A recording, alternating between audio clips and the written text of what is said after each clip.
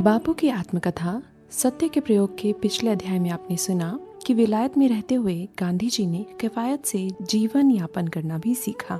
उन्होंने अपने रोजमर्रा के जीवन में अनावश्यक खर्च होने वाली राशि को संचित करना सीखा और इसी वजह से उन्हें कभी भी कर्ज लेने की कोई आवश्यकता नहीं पड़ी। गांधी जी के अनुसार जीवन सादा बन जाने से समय भी अधिक बचता है और मनुष्य के आंतरिक और बाह्य स्थिति के बीच समरसता पैदा होती है। इसी कड़ी में आइए सुनते हैं महात्मा गांधी की आत्मकथा सत्य के प्रयोग से अध्याय खुराक के प्रयोग।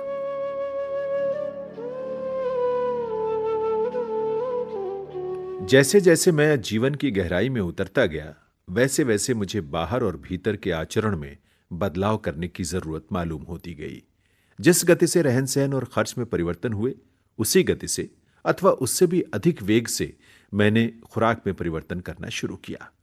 मैंने देखा कि शाकाहार विषयक अंग्रेजी पुस्तकों में लेखकों ने बहुत सूक्ष्मता से विचार किया था। उन्होंने धार्मिक, वैज्ञानिक, व्यवहारिक और वैद्यक दृष्टि से शाकाहार की छानबीन की थी।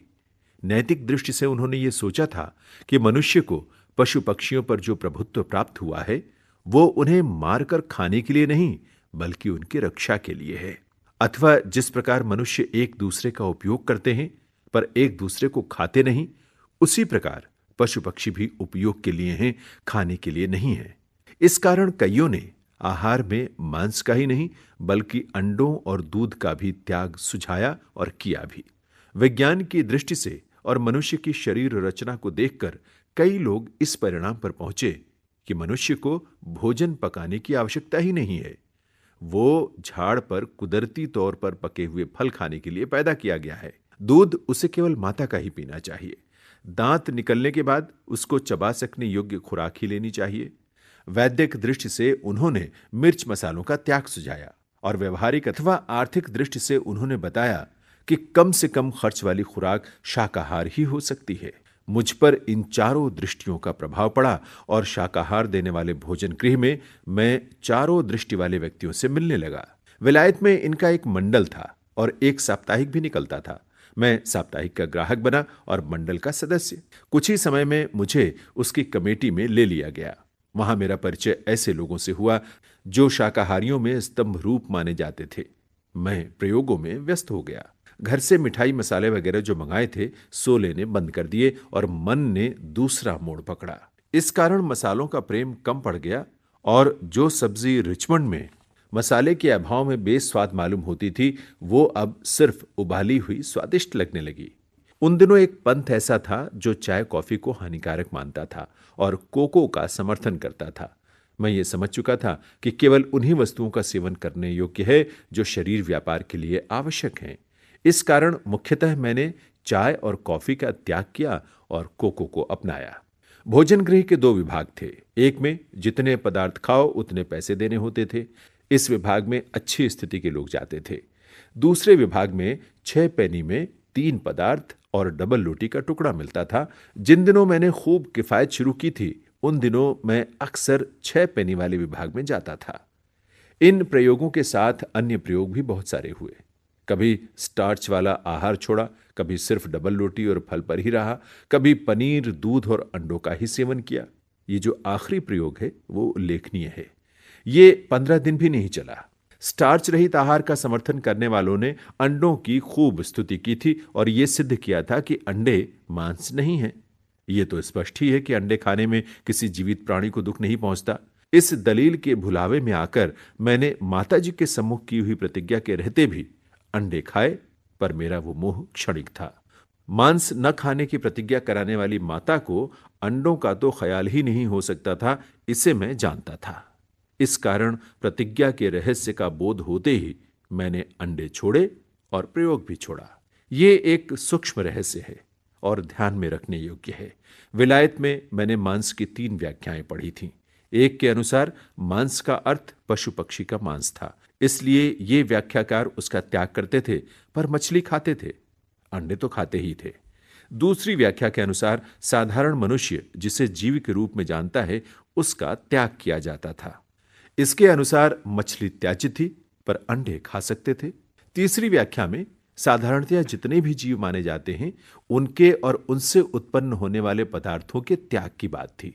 इस व्याख्या के अनुसार अंडों का और दूध का भी त्याग बंधन कारक था। यदि मैं इनमें से पहली व्याख्या को मानता तो मछली भी खा सकता था, पर मैं समझ गया कि मेरे लिए तो माताजी की व्याख्या ही बंधन कारक है। इसलिए यदि मुझे उनके सम्मुख ली गई प्रतिज्ञा का पालन करना हो तो अंडे खाने ही नहीं चाहिए।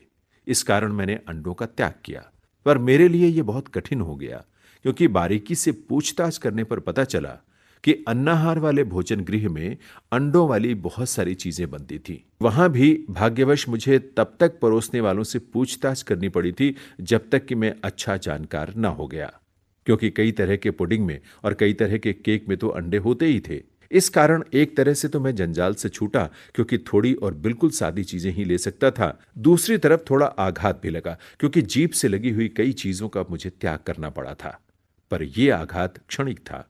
प्रतिज्ञा पालन का स्वच्छ, सूक्ष्म और स्थायी स्वाद उस क्षणिक स्वाद की तुलना में मुझे अधिक प्रिय लगा। पर सच्ची परीक्षा तो आगे होने वाली थी, और वो एक दूसरे व्रत के निमित्त से। जिसे राम रखे उसे कौन चखे। इस अध्याय को समाप्त करने से पहले प्रतिज्ञा के अर्थ के विषय में कुछ कहना जरूरी है। मेरी प्रतिज्ञा माता के सम्मुख किया हुआ एक करार था। इकरारनामा कितनी ही स्पष्ट भाषा में क्यों न लिखा जाए, तो भी भाषा शास्त्री राई का पर्वत कर देंगे। इसमें सभ्य असभ्य का भेद नहीं रहता। स्वार्थ सबको अंधा बना देता है। राजा से लेकर रंक तक सभी लोग करारों के खुद को अच्छे लगने वाले अर्थ करके दुनिया को, खुद को और भगवान को धोखा देते हैं। स्वर्ण न्याय तो यह है कि विपक्ष ने हमारी बात का जो अर्थ माना हो वही सच माना जाए। हमारे मन में जो हो वो खोटा अथवा अधूरा है। और ऐसा ही दूसरा स्वर्ण न्याय यह है कि जहां दो अर्थ हो सकते हो, वहां दुर्बल पक्ष जो अर्थ करे वही सच माना जाना चाहिए। इन दो स्वर्ण मार्गों का त्याग होने से ही अक्सर झगड़े होते हैं और अधर्म चलता है। और इस अन्याय की जड़ असत्य है। जिसे सत्य के मार्ग पर ही जाना है उसे स्वर्ण मार्ग सहज भाव से मिल जाता है। उसे शास्त्र नहीं खोजने पड़ते। माता ने मांस शब्द का जो अर्थ माना और जिसे मैं उस समय समझा, वही मेरे लिए सच्चा था। वो अर्थ नहीं जिसे मैं अपने अधिक अनुभव से या अपनी विद्वता के मद में सीखा समझा था। इस समय तक के मेरे प्रयोग आर्थिक और आरोग्य की दृष्टि से होते थे। विलायत में उन्होंने धार्मिक स्वरूप ग्रहण नहीं किया था। धार्मिक दृष्टि से मेरे कठिन प्रयोग दक्षिण अफ्रीका में हुए, जिनकी छानबीन आगे करनी होगी, पर कहा जा सकता है कि उनका बीज विलायत में ही बोया गया था। जो आदमी नया धर्म स्वीकार करता है उसमें उस धर्म के प्रचार का जोश उस धर्म में जन्मे हुए लोगों की अपेक्षा अधिक पाया जाता है। विलायत में तो शाकाहार एक नया धर्म ही था, और मेरे लिए भी वो वैसा ही माना जाएगा, क्योंकि बुद्धि से तो मैं मांसाहार का हिमायती बनने के बाद ही विलायत गया था। शाकाहार की नीति को ज्ञानपूर्वक तो मैंने विलायत में ही अपनाया था। इसलिए मेरी स्थिति नए धर्म में प्रवेश करने जैसी बन गई थी और मुझमें नवधर्मी का जोश आ गया था। इस कारण उस समय मैं जिस बस्ती में रहता था उसमें मैंने शाकाहारी मंडल की स्थापना करने का निश्चय किया। इस बस्ती का नाम वेज वाटर था। इसमें सर एडविन ऑर्नल रहते थे। मैंने उन्हें उपसभापति बनाने को निमंत्रित किया। वे बने। डॉक्टर ओल्डफील्ड सभापति बने। मैं मंत्री बना। यह संस्था कुछ समय तक तो अच्छी चली, पर कुछ महीनों के बाद इसका अंत हो गया, क्योंकि मैंने कुछ समय के बाद अपने रिवाज के अनुसार वो बस्ती छोड़ दी। पर इस छोटे और अल्प अवधि के अनुभव से मुझे संस्थाओं का निर्माण करने और उन्हें चलाने का कुछ अनुभव प्राप्त हुआ। अभी आप सुन रहे थे महात्मा गांधी की आत्मकथा सत्य के प्रयोग से अध्याय खुराक के प्रयोग। वाचन स्वर था जैनेन्द्र सिंह का। प्रस्तुतकर्ता निशा भारद्वाज।